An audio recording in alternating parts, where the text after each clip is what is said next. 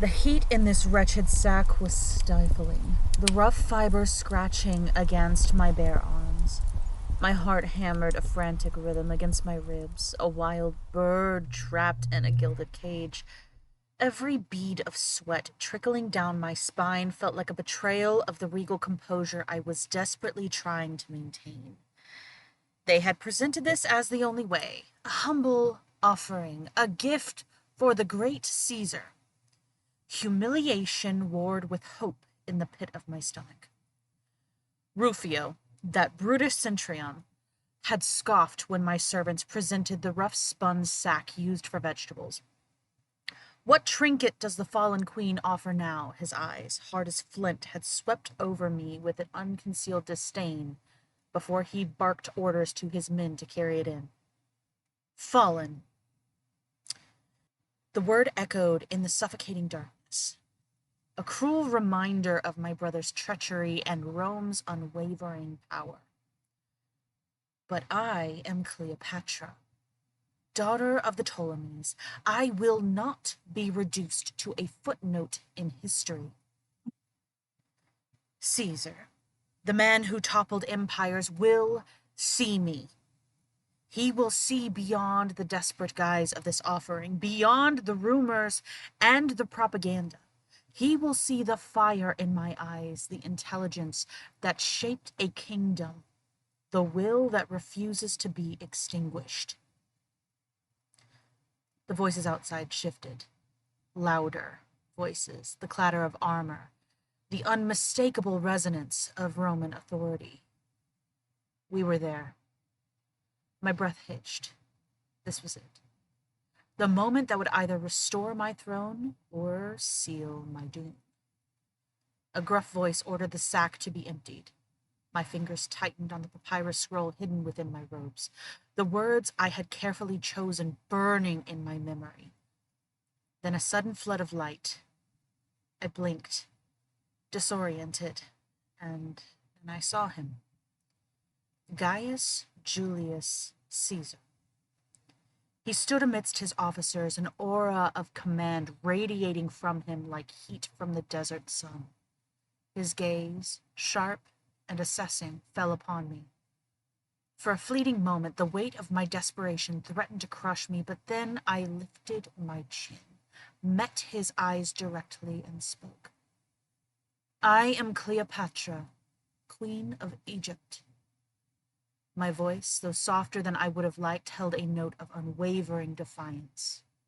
The game had begun. I'm Courtney. And I'm Brandon.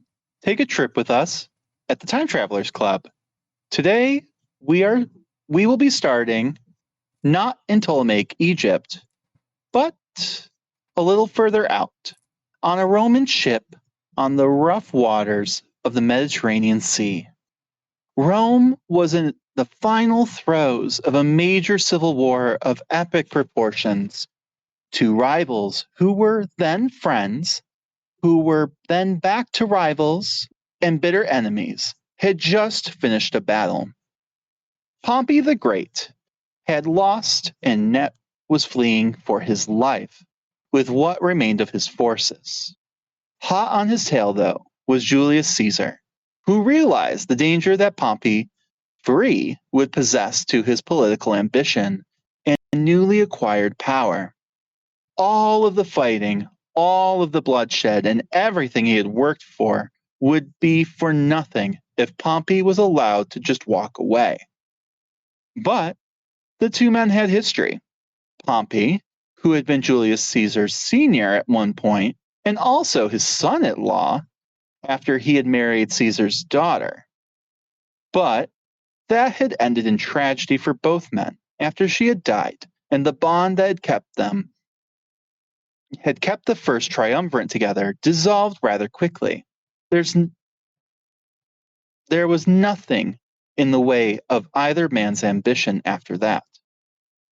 It is a thought to be had that a woman with no agency of her own was the only thing that kept such a powerful alliance of men from giving in to their own personal ambitions. Or at least that's how they would probably paint it. Mm-hmm. But Yeah, I mean, because you do see this trope a lot, unfortunately. But I like to also think that there is some truth to that. Like, it's unspoken, but like, yeah, ultimately, like, we don't know a lot about Julius Caesar's daughter, other than that he really, really did love her a lot. And from what we've learned about Pompey, I guess he also loved her a hell of a lot, to the point where he was made fun of for it because it was unmanly of him, I guess. But Because the yeah, no, loyalty like to a it's woman. Yeah. yeah. And I guess Crassus didn't give a damn about her, but like he couldn't, but at the same time, he couldn't wedge his way in between them either Yeah. because, like, so he had to kind of fall in line, sort of, because he knew they would be allied. Mm-hmm. So, in a way, this woman who had no control of who she married or any of it, or who she was the daughter of, like, just happened to be the only thing holding all this together for a long time. But unfortunately, she died. Um, but none of that mattered by that point. Pompey had gambled and lost, and was now trying his final gambit.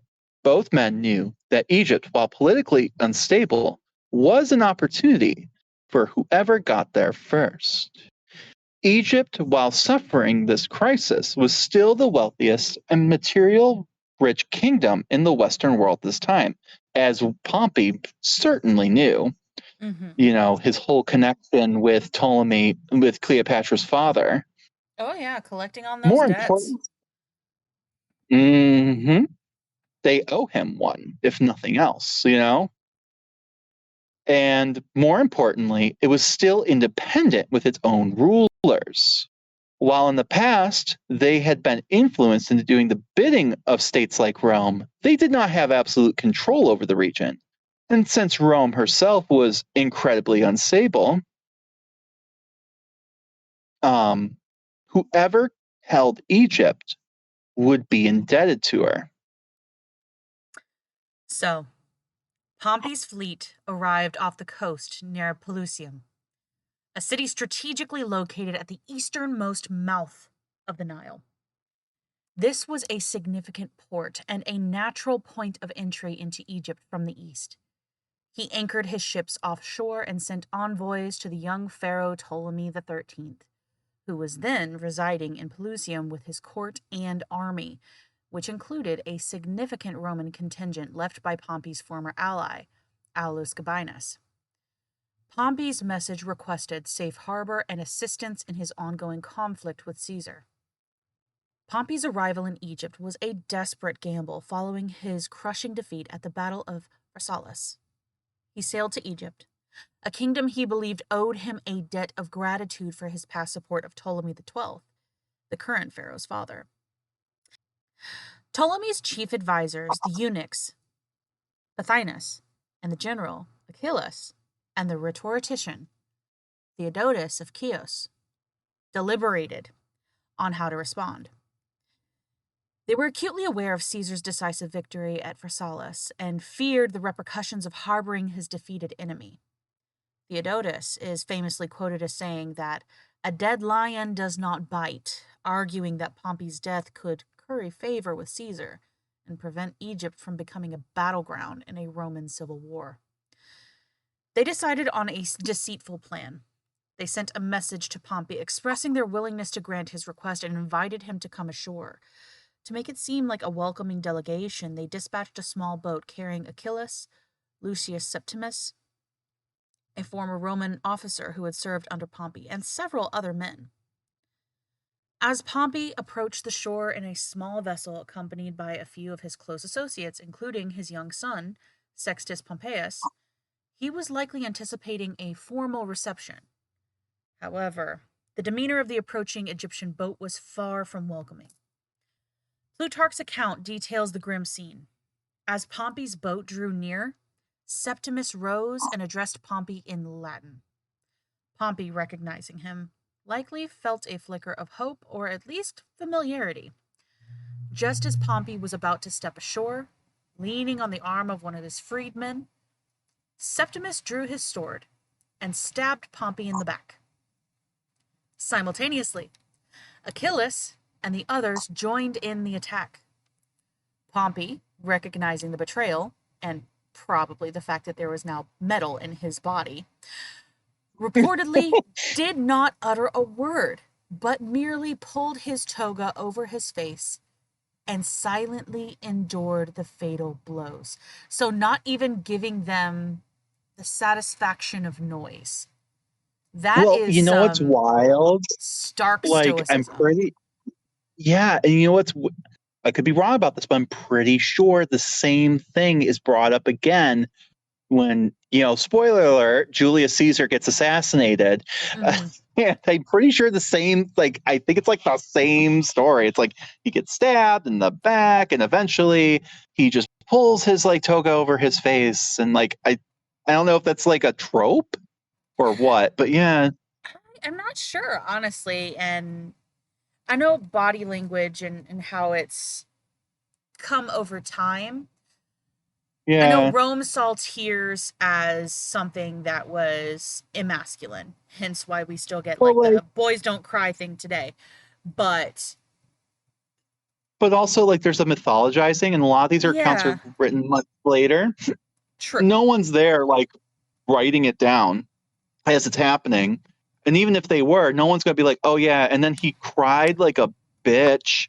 And he was like, please, no. No one's doing that. Like, they would never even admit to that. So he's got to go dignified. And like, again, it could be like a common trope where like dignified men cover their face like a burial shroud, their symbolism, blah, blah, blah, blah, blah, blah, blah. I don't know. It just seems weird that we've got two people who knew each other, who are in similar positions in a similar time frame, who were kind of died similar way, did the same exact thing. Like, I feel Yeah. like in the heat of the moment, I don't think to pull my toga over my face, you know? No, that seems out of character for a panicking moment, as in you literally have a Yeah. Like, sword lodged in your back. One, I want to know how your arm is still moving freely, because how did the sword not go yeah. between like shoulder blades or anything like that? But that is technicalities and biology. We're not talking about that. So, so Pompey's rolling up. He just got stabbed, pulled the toga over his face, and then he fell dead on the shore in front of his horrified son and companions, who were still on the ship and unable to intervene.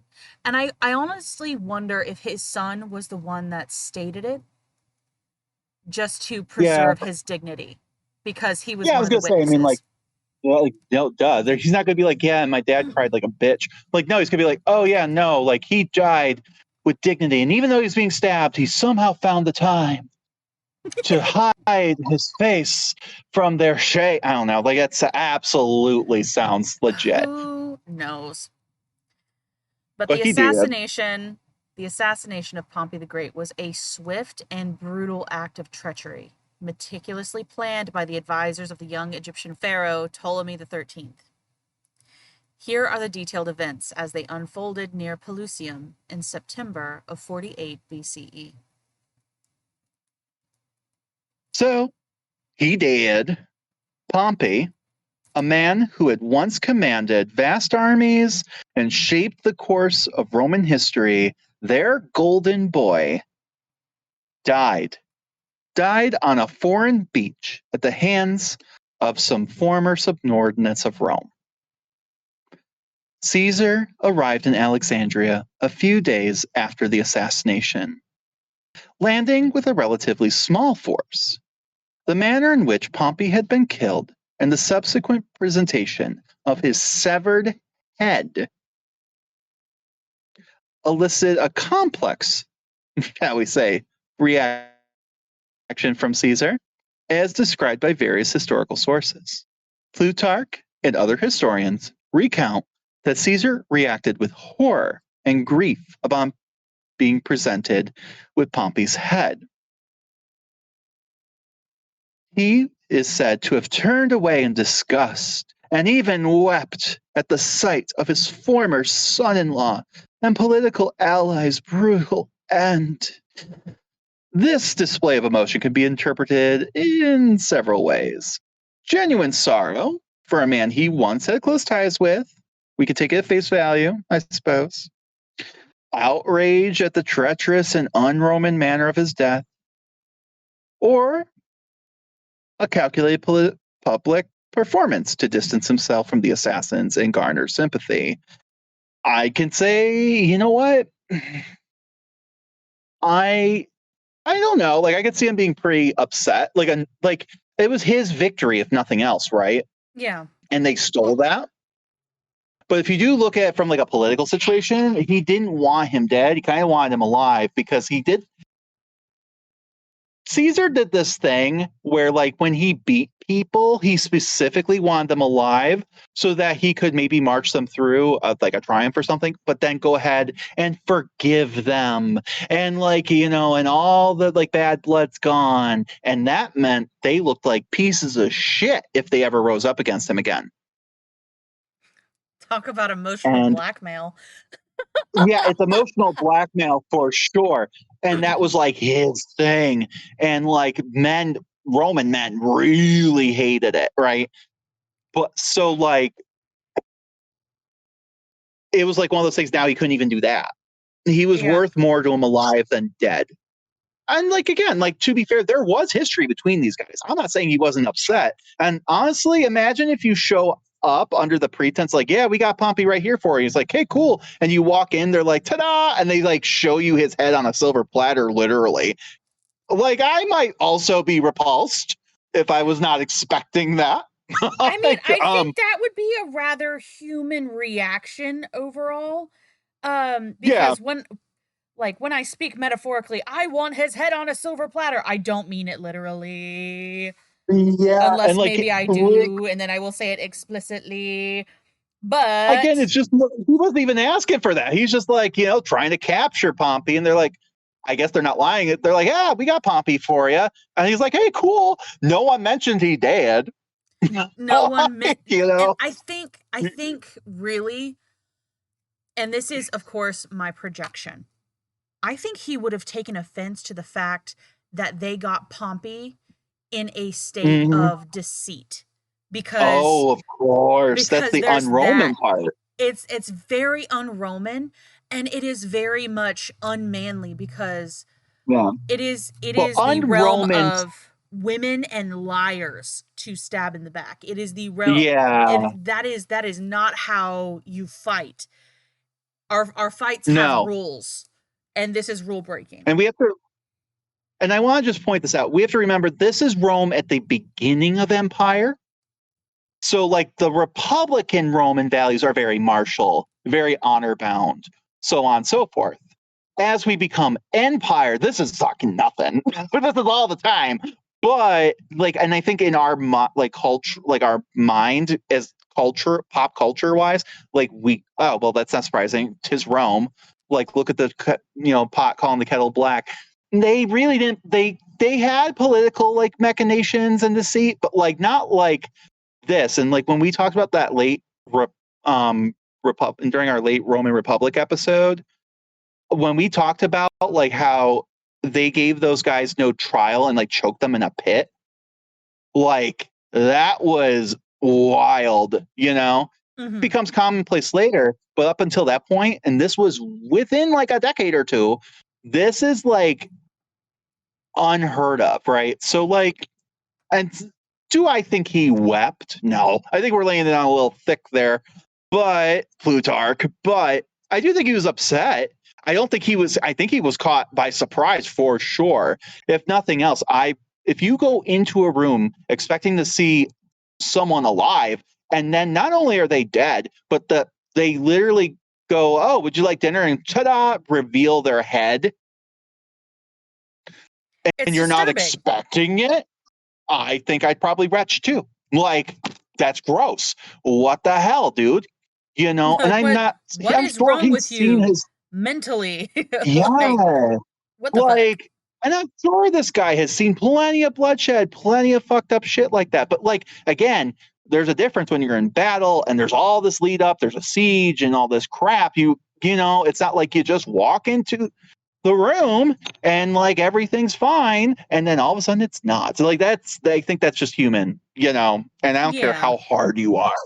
Like, yeah. So I do believe he was probably thrown aback, if nothing else.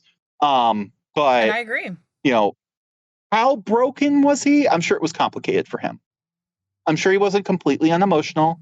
I'm absolutely sure that there was definitely a political part of it, like a hundo. But like, it doesn't need to be callously so. Like, you can be political and like be upset about the political implications, and also on a personal level upset.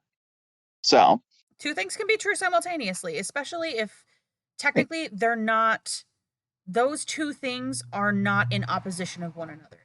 You can be grossed the fuck out by those kinds of actions and yeah, still like do your thing. That's fine. But this was extreme. yeah.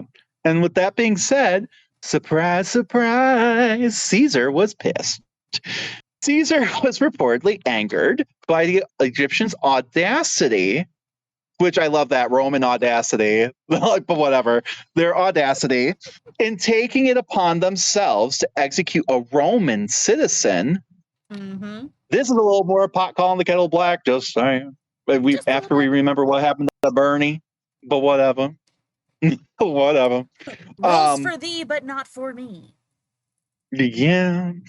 But um so but they took it upon themselves to execute a Roman citizen, and not just any Roman citizen, motherfucking Pompey, man, the golden boy. Without it, like, they just took it upon themselves. Like, he was like, absolutely not. And he likely saw it, if nothing else, as a challenge to Roman authority and a demonstration of their willingness to act independently, which Mm-hmm. we don't want, We can't have that. right? We can't have that. Right. No, they are a client state. They don't get to act independently against us. Absolutely not. Right. They didn't even ask for his permission or wait. And like, Yep. they always portray it like, oh, well, they were just trying to please him and he was so ungrateful, I guess. But like, it's like, nah, like, they didn't wait. They just did. And again, with the idea of like it was going to weaken Rome. So like, no, like Mm-hmm. he saw exactly what they were doing, No, whether that was absolutely. right or But not, that's a whole different thing. not only that, Pompey has how many soldiers that are loyal to him? Right. He has Right. how many militias that are loyal to him? Also, if nothing else, imagine being Caesar, like, hey, we want to be your ally. We just killed the guy who's been our ally, Yep. who was like for like, 20 years. But Yep. you can trust, well, we wouldn't do that to you, guy we just met. And it just reminds me of like one of those cheater relationships. Oh yeah, I cheated in my last relationship, but I'll never cheat on you. It's okay. You're I just different. like, yeah, like I would trust these people as far as I can throw them. And I am, we'll get into it, woefully understaffed here in a country where they just killed the guy. Yep. Like, So, regardless of his personal feelings, Caesar did understand the political implications of Pompey's murder. Publicly condemning the act allowed him to portray himself as merciful and just, potentially winning over some of Pompey's former supporters, who might have resisted him further if he had appeared pleased by the assassinations. He famously declared he waged war not against Roman citizens, but against his enemies in battle. So, with this in mind, Caesar ordered that Pompey's remains, including his head, be treated with respect and given a proper Roman burial. This act further underscored his disapproval of the assassination and reinforced his image as a magnanimous victor. He even sought out and showed favor to some of Pompey's former allies. And Now, that is a trick he does. He was going to yep. do that whether Pompey was alive or dead. Well, absolutely, because there is always people left behind. You cut off the head, This is a Hydra situation. You cut off one head. How many grow in its place if you do The not head. actually appease it? Yeah, so he's in a way kind of cauterizing the wound here. Which Absolutely. it's funny. You're like, when you cut off the head, well, Pompey would definitely know about that. But I mean, I think it's a perfect allegory, the allegory of the Hydra. Like, come on now. and either way, he was doing this, right? Yes. If Pompey had been alive, this was also the same tactic. Like, hey guys, like I get it, you were just working for him. Like, like we're all Romans here. He was going to do this anyway, so this is him still kind of trying to salvage Plan A a bit. Yep. And it kind of worked, but like he was big mad at Egypt. He's like, it made that much harder now, But he's trying to salvage this. Absolutely. And it's wild. It's really wild because technically Egypt just threw a gigantic wrench in his plans, Yeah, but also offered whew, him a way out that's a little less messy. Because Pompey always could have come back. Pompey always could have come back yeah, and done it again. And this cleared that path. But it also created yeah, different problems. and that's true too. But it does show how good, man, convincing the enemy army that you're big mad that someone killed someone in your name and them believing it. That's impressive. So we need to take acting classes from Caesar. Got you. Understood. Okay. Or at least rhetoric. Maybe a little bit. So, however, his troubles were far from over. Following his arrival in Alexandria and subsequent assassination of Pompey, Caesar found himself in a tense and increasingly hostile environment even before his famous meeting with Cleopatra, especially after rejecting the gift he had been provided. But this should surprise no one that the same people who had served his enemy's head on a platter wouldn't react well to this rejection. Very much getting the little king from Game of Thrones vibes. I'm just thinking, like, can you imagine this? Like, this rude motherfucker. Like, we go and kill this guy, cut off a head. We even went through the process of like putting on a nice plate for him, and all he's gonna do is complain. What an ungrateful bitch. I went through a lot of trouble to get him this gift. What an ungrateful guest. It's not like I have the receipts. Oh, I know. Can't even return it. God. Further aggravating the situation, Caesar arrived in Alexandria with a surprisingly small force. Sources vary slightly, but he likely had around 2 legions, significantly under strength. Okay. And I just wanted to say this too, like, well, we're going to read numbers and stuff, but let's keep this in mind, right? Like, he had been think about like what his plan was. This is where Egypt really threw a wrench in there, right? He shows up, well, surprisingly small. Is it though? You beat your enemy. He's fleeing on like one ship. You don't need the whole army. You need more than that guy.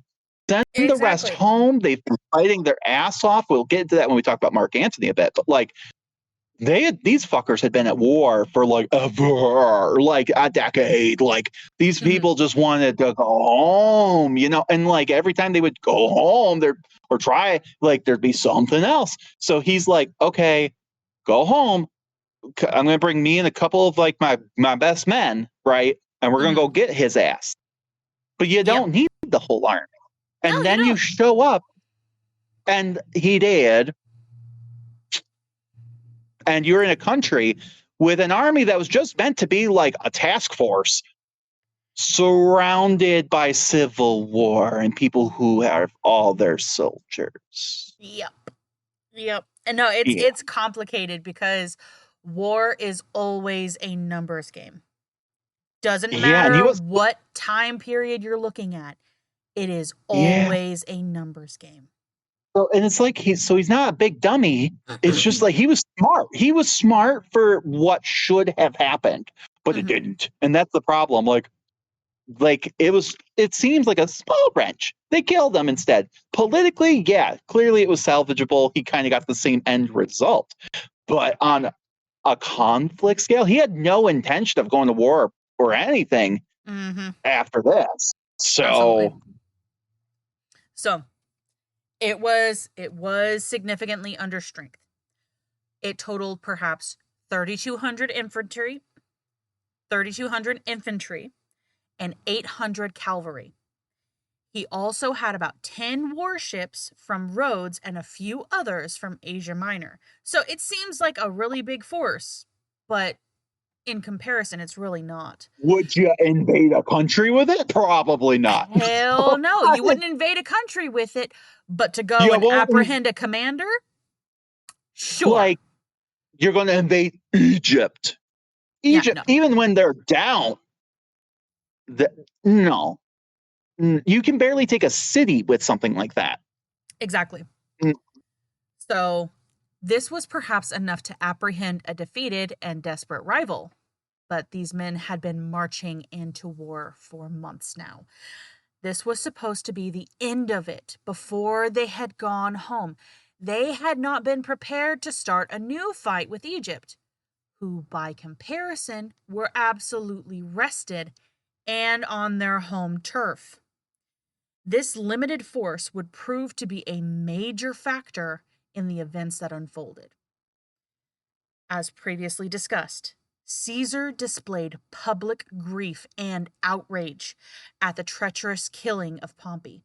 While his true feelings might have been complex, this public stance was crucial for political reasons.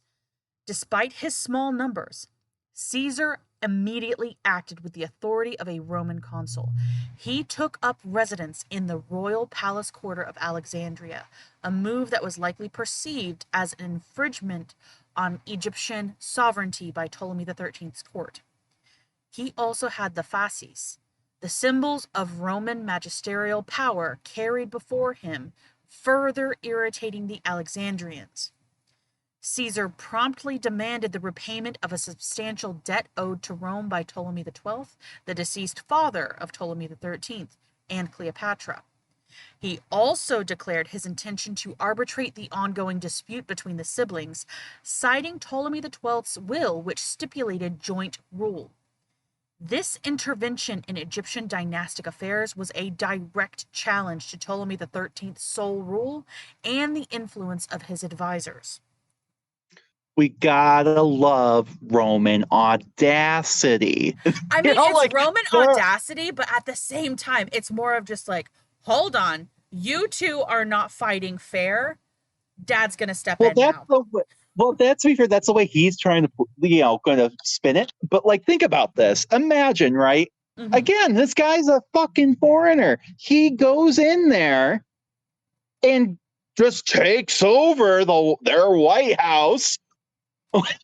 Like, he's like, okay, I'm moving in, and also you're going to respect the Roman, Roman fucking symbols, and which means, and then you're going to pay me for everything. You're going to pay me for all the money that your dad made an agreement to, right? Starting now. And also because you silly kid can't get along, I'm going to sit you down and I'm going to decide who should be. And again, Rome's done that before.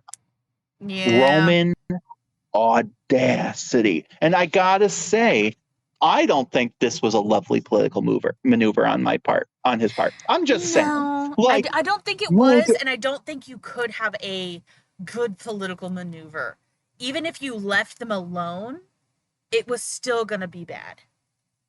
Well, and like, this is where I'm like, why didn't he just dip out? You know what I'm saying? Like, cool. Like, Rome's fucking on fire right now. There was that whole civil war. The whole place is in chaos. And then you got party boy Mark Antony running the joint. Spoiler alert, doesn't grow great, but we're not going to tell you more until we get to that. But the point is he's got a lot going on. He does not need another war. And yet he kind of just inserts himself. I think that once he got in there, saw how weak they were and thought, you know what? When am I going to get another opportunity like this? That's what I think is going on. Under the guise of, like, being, patriarchal and like, all that. But like I said, it just, I don't know. Mm-hmm. And those crazy Alexandrians, the proto-Parisians there, they love a good party. They love a good party protest. The Alexandrian populace, already proud and definitely wary of Roman influence, grew increasingly resentful of Caesar's presence and his direct involvement with their royal affairs. They viewed his actions as, and I don't disagree with them, high-handed and disrespectful of their young king. Ptolemy XIII and his powerful advisors, particularly the regents Ponthanius and Achillas, were deeply suspicious and hostile toward Caesar. They had hoped that Pompey's murder would earn them favor, but instead, Caesar's arrival and subsequent actions indicated a different agenda. They likely saw Caesar's support for Cleopatra as a direct threat to their own power. Pothinus, in particular, engaged in a petty acts of defiance and sought to undermine Caesar's position. He reportedly provided Caesar's troops with old and poor quality grain, and then used simple earthenware dishes during official dinners, pointedly highlighting the financial debt owed to Rome, which I gotta say I love it. Like, that he's like, what? Wait, what is this? Be like, oh, I'm so sorry. You guys wanted your money so bad, we had to cut back. No, it's just like, And but we sent you how are the you going to argue with money. that? How are We you going to can't argue with afford that? gold plates. We owe you a Yeah, debt. you want, like, right. We're just trying to pay you back. Oh my gosh, no, just imagine that. Like, you're going to a millionaire or billionaire client's house. They owe you money, and they're serving you on, like, fucking paper plates. This Like, honestly reminds me, well, first of all, it reminds me of a certain political situation where we have done that, where people uh-huh. showed up and they were given like Wendy's. But but then Fucking Burger this King. also reminds me of like my husband. He, went over to Vegas for his company's big, meeting, blah, blah, blah, blah, blah. They went through all these flights and everything like that. And, years past, they always provide them with like a nice dinner and everything like that. And they literally were like, here's some like cheese cubes and pepperoni. Please tell me you're joking. No, and you're just like, what? I mean, like, again, now, like the next couple of days after that, of course, they had nice dinners and stuff, but it's just like all these people were on flights, and a lot of them had just come in. They're all jet lagged and everything like that. They have to show up to this, like, first night meeting bullshit, and they were. But I guess the year before they got so crazy, like with their open bar and shit, that they decided not to do it again. But like they had no drinks. It was sober. You can go buy drinks on your own time after, but yeah, so no drinks, no nothing, no dinner. You just had like some hors d'oeuvres, like cheese cubes and shit.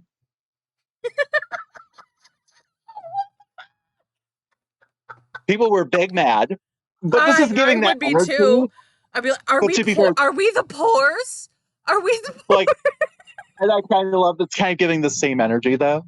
It's just, it is. It is. It's hilarious. but so while publicly engaging with Caesar, Pothinus secretly orchestrated the mobilization of the Egyptian army because he's a sneaky, which was stationed outside of Alexandria under the command of Achillas. This force was significantly larger than Caesar's small contingent, numbering around 20,000 infantry, 2,000 cavalry, many of whom were Roman veterans from Gabinus's expedition who had settled in Egypt. So you've got Romans in this army too, and that's not including the Caesar has finite soldiers, right? He's got who he brought with him. If they die, you don't get replacements, or if you do, it ain't happening anytime soon. He's No, kind of like alone. and the fact that the mercenaries we had spoken about before, that Cleopatra had Yeah. actually tried to be like, all right, send them on their way. They are in her brother's army, so they already hate her ass. Yeah. So They you've got hate her all of ass. Oh my god. yeah. So like even before he's pairing up with Cleopatra, it's not looking great. No. Like mm, mm. No, it's And not looking I fantastic at mean, all. and again, like if even though Ptolemy the 13th's army is this, which I love we're talking about, like he's a grown ass man. The kid's like 13, but whatever. This kid's army, like like even if the Romans are like badass Navy SEAL style, hoorah, like They're tired. well they're tired, and the opposite army, even if you kill them, they can be replaced. Yeah. I mean, it all has its limits, I'm sure, Yeah. but No, and like it's just all I can that's better than imagine being is non-replaceable. like this 13-year-old is playing Risk with human lives.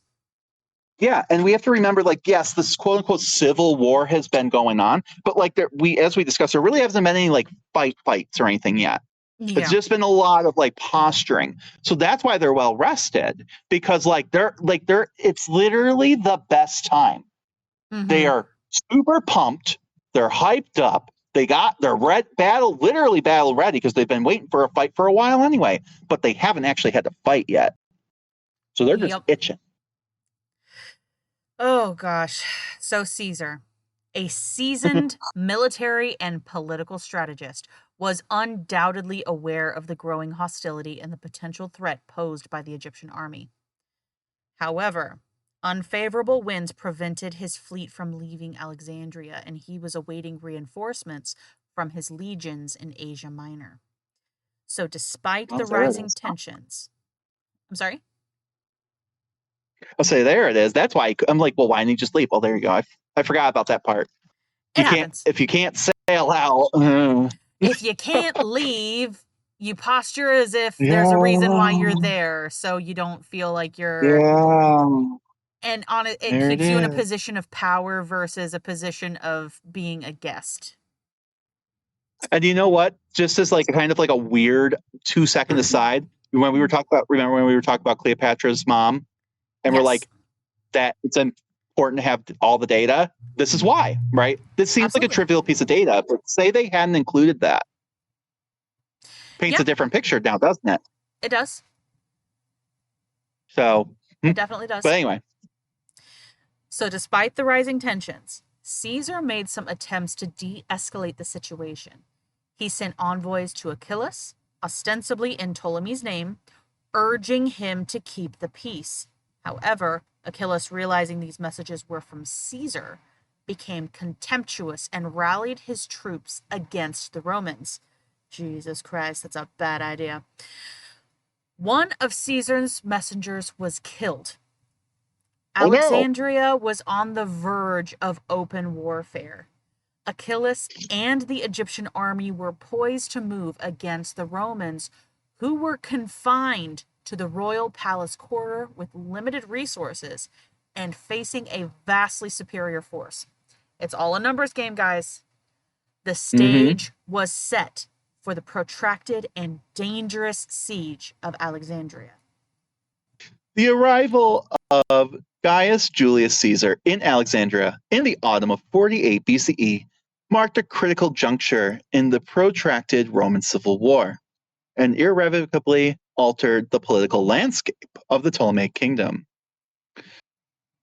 Meanwhile, it's been a while since we talked about our homegirl Cleopatra, and this is what the episode's about, right? So what's she been up to, right?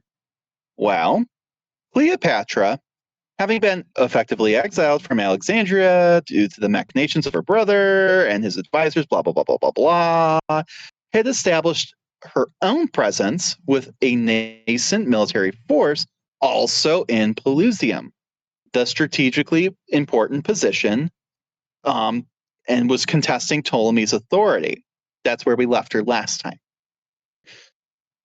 Upon receiving intelligence, because she's got her own little network, of Caesar's arrival and his implicit entanglement with the existing power struggle, Cleopatra, being savvy herself, recognized a singular opportunity to leverage the Roman general's formidable influence to reclaim her birthright. It makes sense. Mm-hmm. He's that she see this speaks to her too. She's thinking the same way. She can read his mind. She's like, this motherfucker, he's stuck, ain't he? Oh, he posturing old baby boy. You know, he might appreciate some of these troops here. And you know, as much as they like me, they like dicks more. And I don't got one of them. You know? And it'd be a lot better if I had someone who just won a big ass civil war on my side. Yep. You know, I don't. Mm. So, you know, and my 13-year-old brother's going to throw a tantrum because he's 13, guys. Like he's He's 13. a baby. Anyway, he's a baby. Babies don't need jobs. So No. this is why. This is why. But of course, it's not going to be easy because access to Caesar, who at that point had taken up residence in the now very heavily fortified Roman palace quarter of Alexandria, because let's be real, he was sensing what's going on. This is giving Washington, D.C. vibes. Anyway, presented logistical and security challenge. Ptolemy XIII, while maintaining a tense, outwardly cooperative stance with the Roman victor, undoubtedly sought to prevent any direct alliance with Caesar and his exiled sister. The palace, therefore, became a focal point of suspicion and restricted access. And this is kind of weird, too, right? And we'll get into it later, but I just want people to know where people are, right? Like physically, like where they're, like if we're looking at a map, where people are, right? So Cleopatra is outside of Alexandria, right? Like somewhere outside, right? Yes. Just imagine her outside the walls, okay? Achilles is staring her down as the representative to Ptolemy XIII. That means Ptolemy XIII is not physically there, right? Yes. He's also outside the walls. Okay. Cool. Caesar is inside the royal district, in particular, of Alexandria, inside the walls. You know who's also inside the walls with him? Ptolemy XIII. So this is really interesting. It'll just keep this in mind because it becomes important later. Like I feel like when I was first learning some of these stories, I always kind of imagined like Ptolemy the 13th outside too for some reason. Cause like I think we think like with war, like you got your two leaders and they're staring each other down the battlefield, but that's not the case. And that becomes important later. Well, of course it's important, and just it's good to that. know because him being inside the walls, he's also got to position like this is his house, right? He For like is for he right is now. the pharaoh. This is his house. For right now. Yeah, and for right now, this makes like logical sense. You're like, okay, makes sense, right? Cool. Yeah. They won't make. There's certain points where it won't make sense. Like it does happen that way, but it's just like I feel like I don't want to spoil anything, but like it gets confusing later, and you'll understand why. But right now, he's in the palace with Caesar, and he's trying to make sure between Achilles outside and him inside to keep Cleopatra or any representatives of hers from seeing Caesar. Cool. We've got that. So, to circumvent these obstacles, Cleopatra orchestrated a daring and unconventional maneuver, the details of which are primarily relayed through the accounts of later historians such as Plutarch or Cassius Dio.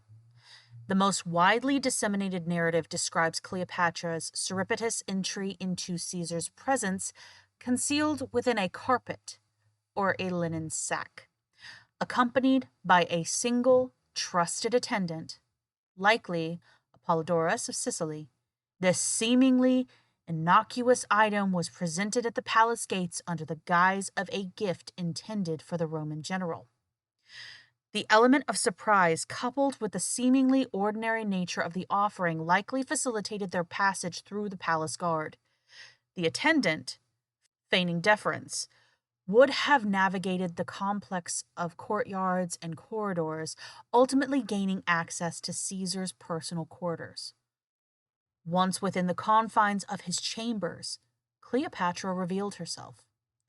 While the carpet rule while the carpet ruse remains the most romanticized depiction of this pivotal encounter, alternative, albeit less sensational, theories exist. Some scholars posit that Cleopatra, possessing existing networks of loyalists and sympathizers within Alexandria, may have utilized these connections to facilitate a more discreet entry into the palace, perhaps exploiting the general chaos and the influx of Roman personnel. Others suggest that the inherent political instability and the presence of numerous foreign elements within the city could have provided sufficient cover for a less theatrical infiltration. Yeah, I mean, I feel like if she just honestly think about how she's been presented, right? Herself, like how she's presenting herself up until this point is grand, beautiful, decked in jewels, eleganza. Like, all she has to do is dress like a normal person. Yeah. Like they aren't going to suspect this. Also, it's really, I mean, like it would be like, there's no way, right? Like, no way she would just show up. Like they're not even going to look for her, Why would you? And Why would like you? even if Because they you've were literally going to look, threatened yeah. her life. You have literally made it clear that you will kill her, that she On will top of die. that, too, just think about like how she was raised, right? Yeah. Like this isn't that when leaders of state meet even today, it's just not the done thing. Could you imagine if like the Queen of England had popped over to like, I don't know, anywhere, like say, I don't know, the White House, I guess, because I'm just spacing, and she had just shown up through the side door wearing like a normal outfit? No, because that's just not done. You're a leader. You have to, at the very least, for security, have all these people typically, right? And again, it's just an instinct to naturally present yourself, and it's a whole grand spectacle, especially during this time period. So for her to just like show up in like peasant clothes would have been wild, right? It And would have probably been not wild, expected. but honestly, it is inconspicuous enough to work. It is, and this is one of those reasons why I'm just like, you realize having the entourage, having the security, having all of these things makes you more of a spectacle. Yeah. Well, and like to be fair, the story does create drama, right? You're trying to create drama, even if I think that the sack story was probably the first actual one, but like because again, I'm assuming, but then like that doesn't seem like on brand for such a beautiful and wily queen. So they switched over to something, especially with Orientalism becoming a thing later on, to like a rug, because Oriental rugs and like that's associated with the right. So there's a drama here, right? You've got Yep. some guy, then there's no way it's just Apollodorus because again, they're going to recognize him. But whatever, whoever this is, right? Her faithful, masculine, super macho servant, and he's carrying this rug. And like at any moment, if God forbid one of them does their job and actually checks, she'll be discovered. But by fate, it didn't happen. You're like, of course, the drama. But So like, much drama. right. So like, I think on a practical level that this happened? No, because there would have been too many what ifs. And she Yeah. would be in a compromising position. Yes, it would have been risky for her to show up like dressed as a peasant or whatever, going through a side door, but like at least you're not in a bag. You can run, Yeah. you can bounce. And you would have been with a couple people, not just one guy. Like you don't want like to make too much of a spectacle. So you probably have like a bunch of people who they're not like all together, but like just spaced out enough that you wouldn't assume anything. But you're gonna have a couple people who can stand in. Like I believe that's the more realistic story. But you know what? I can't. Do There we is something need cool about her realism, being. or do we love the romanticism enough that we can accept it? Yeah, exactly. Right. Like. And again, I do want to say I think Caesar would have been just as impressed with her strolling in through enemy lines as he would have been seeing her come out the sack. Either way, it's impressive. It is. You know, especially for a quote unquote woman, but whatever. But, you know, regardless of the precise method of her arrival, though, Cleopatra's audacious maneuver achieved its intended objective, a direct audience with Caesar. This meeting proved to be a profound consequence. Cleopatra, leveraging her own intellect, linguistic proficiency, which included fluency in Latin, and to be fair, she grew up in Rome for a time, so not a surprise, and acute understanding of Egyptian political dynamics, presented a compelling case for her to claim to the throne. She skillfully articulated the inherent instability of Ptolemy XIII's rule, his complicity in the treacherous demise of Pompey, an act that resonated negatively with Roman sensibilities, and the potential for a stable and mutually beneficial alliance between Rome and a restored Cleopatra. Caesar, a seasoned statesman himself and military strategist, was undoubtedly impressed by Cleopatra's sharp intellect and her regal bearing. Recognizing the strategic importance of Egypt as a vital granary for Rome and the potential for a stable client kingdom under a capable ruler, he perceived a distinct advantage in allying himself with Cleopatra's cause. Furthermore, Ptolemy XIII perceived this loyalty in the manner of Pompey provided a pretext for Roman intervention in Egyptian dynastic affairs under the guise of dispensing justice and asserting Roman authority. We've seen this before, haven't we? Like, It not even in sounds like it's Rome. rhyming with something. I know. It feels like I've seen this story. But anyway, Yep. The immediate consequence to this pivotal meeting was the formation of a powerful, albeit informal, alliance between Caesar and Cleopatra. Caesar, effectively siding Cleopatra's claim, declared his intention to arbitrate the Egyptian succession, a direct challenge to Ptolemy XIII's existing authority. This intervention precipitated into the immediate and hostile reaction. Ptolemy XIII perceived Caesar's actions as a direct threat to his sovereignty, which, no duh, he literally just said, "You ain't king no mo." Well, not necessarily that he ain't king no mo. More of, all right, we'll play. You haven't earned It's just, well, I mean, he's like, well, Cleopatra's got the claim, and I'm siding with her because the whole thing is like, who has claim? If he's siding with Cleopatra, he is therefore saying, "You ain't king no mo," because I'm siding with her. And you're a little 13-year-old brat. And which, to be fair, but like also to be fair, kind of a douche canoe move, like from Ptolemy XIII's part. It's like, who are you, Roman guy? You know, who are get you, out of Roman here, guy? get out of here. So, like, how dare you colonize the country that my ancestors colonized first? How dare you? Damn. This seems familiar. Anyway, just a little bit. But so with that being said, he decided to reach out to his main man there, Achilles, the one with the substantial Egyptian army that had been stationed just waiting outside of Alexandria. The arrival of these forces and their subsequent siege of the royal palace quarter, where, so this is the equivalent of the National Guard being called on to Washington, D.C., and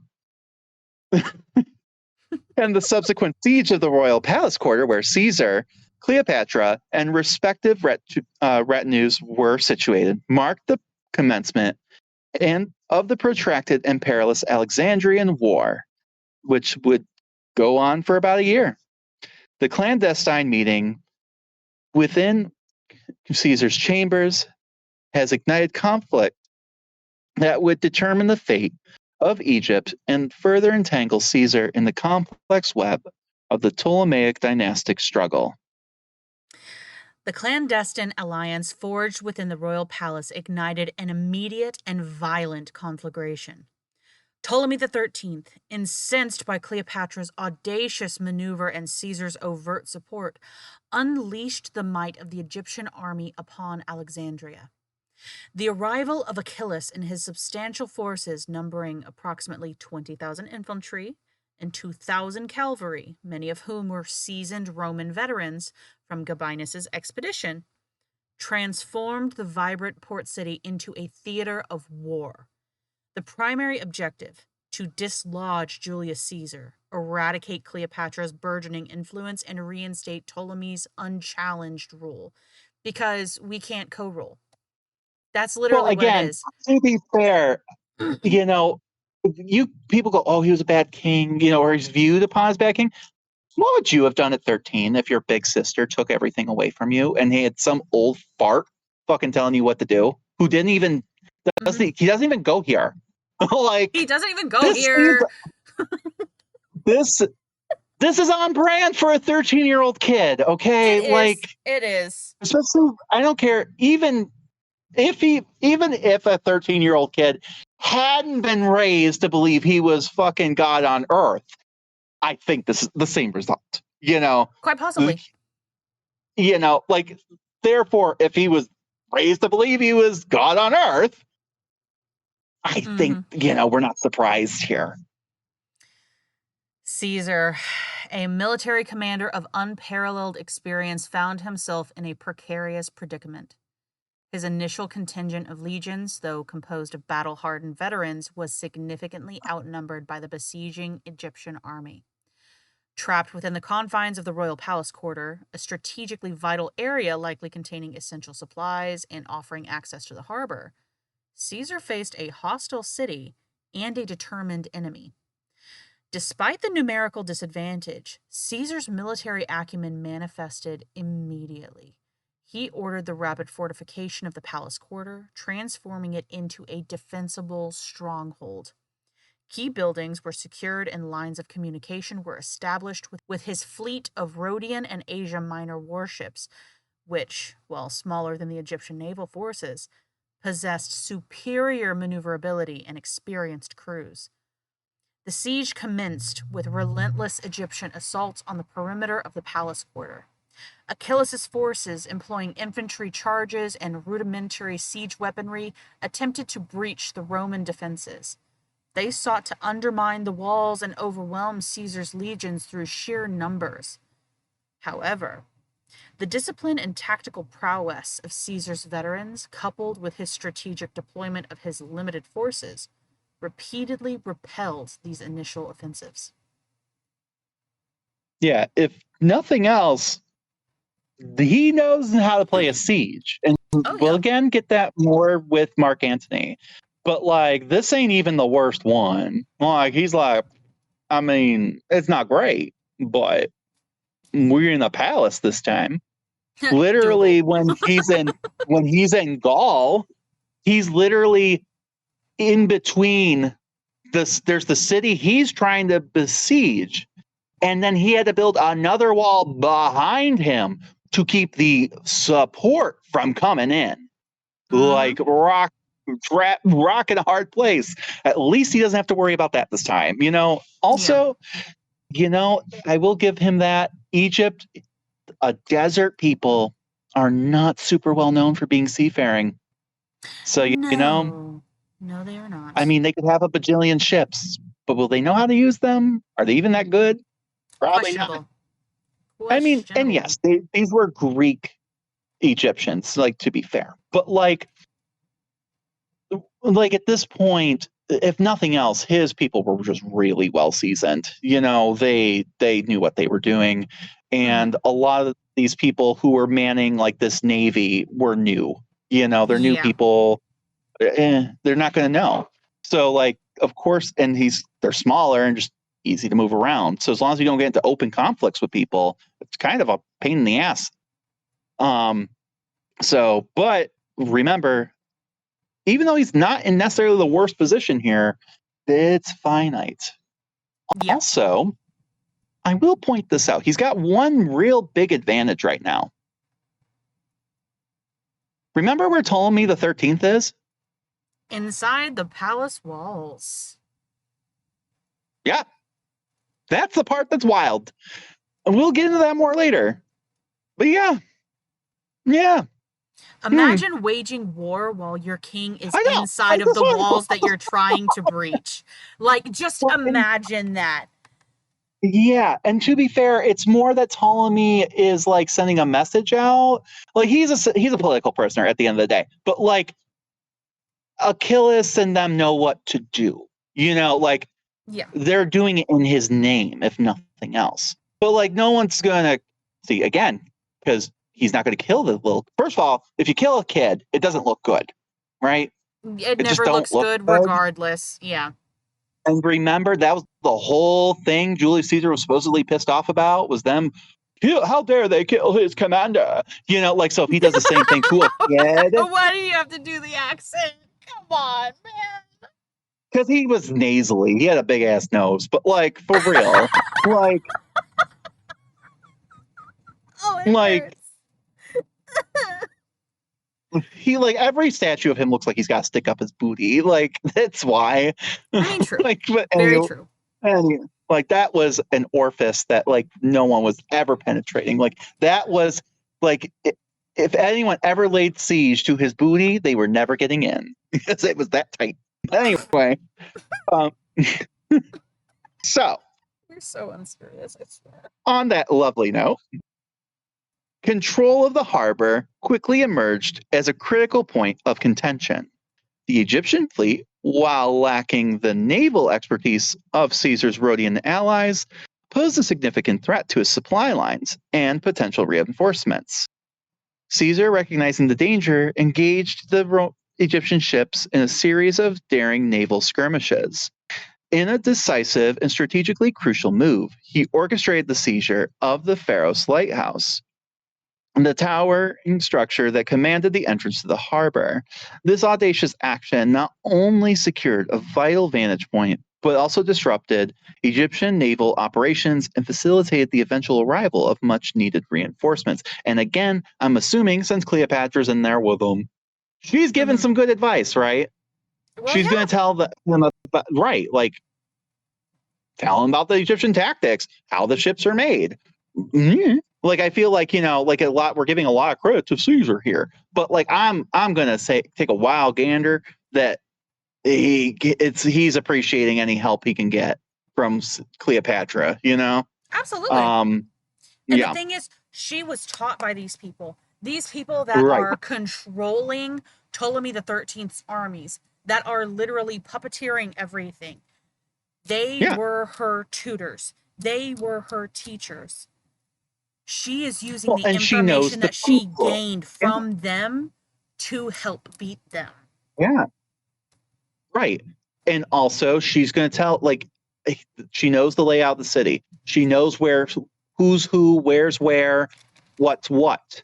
You know, she's going to know about the secret things. She's going to know, like, who you could potentially turn, whose house you should burn down, whose house you shouldn't burn down, and where that is.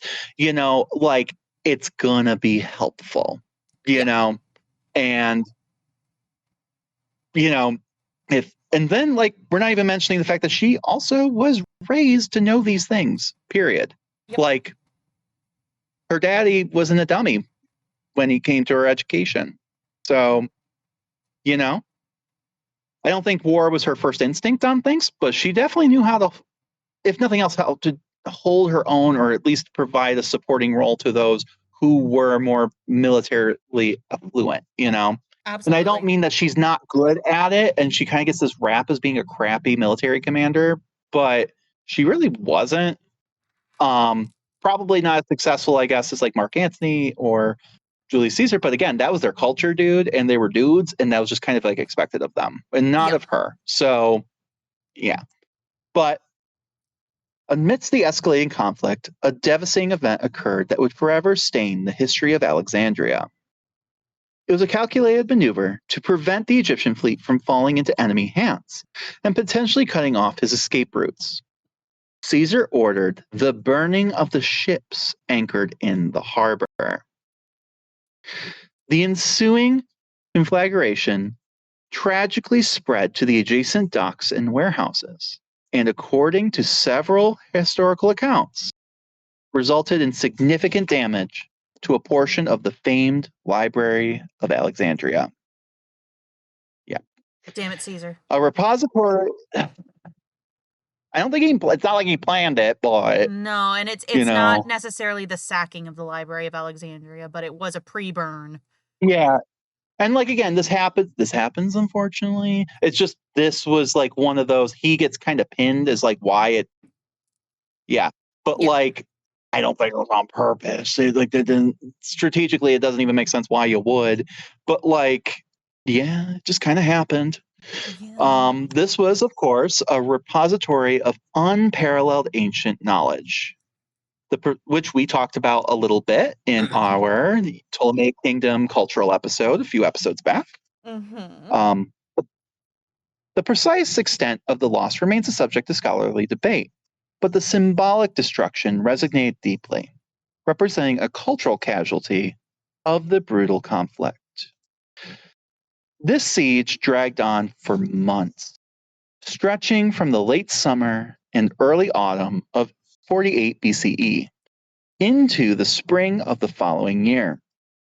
Caesar and his troops endured relentless pressure, facing dwindling supplies and the constant threat of attack. Yet, Caesar's personal courage and his tactical ability in maneuvering his forces with confined spaces of the palace quarter and the unwavering discipline of his veteran legionaries proved instrumental in withstanding the larger Egyptian army. And I'm not glorifying this guy, okay? But he was pretty courageous, okay? Like he's definitely not one to take a sideline or a back seat, in these kinds of things. And it takes balls what he's doing. Agreed. And again, just shoehorning that without Cleopatra, I don't know how successful he would have been. And I'm not just talking about the symbolic part, but we're not going to give credit to women in Never. the sources, right? Can't do that. Right, Warfare is a men's thing. Can't give any credit to women.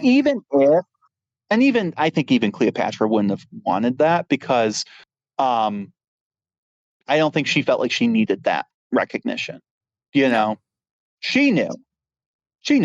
And if it stroked these men's egos who she was hoping to have alliances with, all the better. Absolutely. She knew the game. So, internal tensions within the Egyptian leadership also played a role in the protracted nature of the siege. While united in their opposition to Caesar and Cleopatra, rivalries and strategic disagreements likely hampered their coordinated efforts. The young 13-year-old, well, maybe going on 14 now, Ptolemy the 13th, present with the army, may have exerted fluctuating levels of influence, further complicating Egyptian command structure. Well, fluctuating levels of influence. Hormones do that. So, a significant turning point occurred within the discovery of Pothinus's treachery. The influential advisor, a key architect of Ptolemy's policies, was found to be secretly communicated with Achilles, potentially undermining the Egyptian war effort and plotting against Caesar. Upon uncovering this duplicity, Caesar swiftly ordered Pothinus's execution, removing a key figure from the Egyptian leadership and potentially disrupting their strategic cohesion.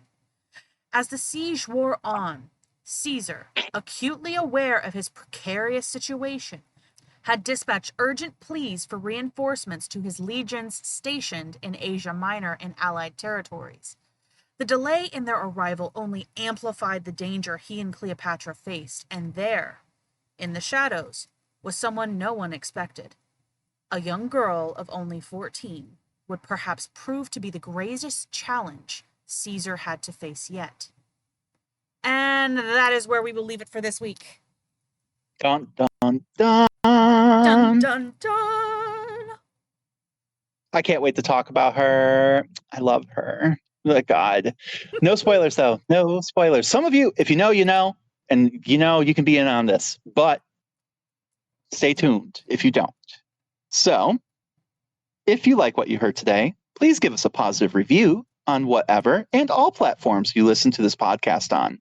It goes a long way for us to appease the algorithm gods, and this gets this suggested to others just like you.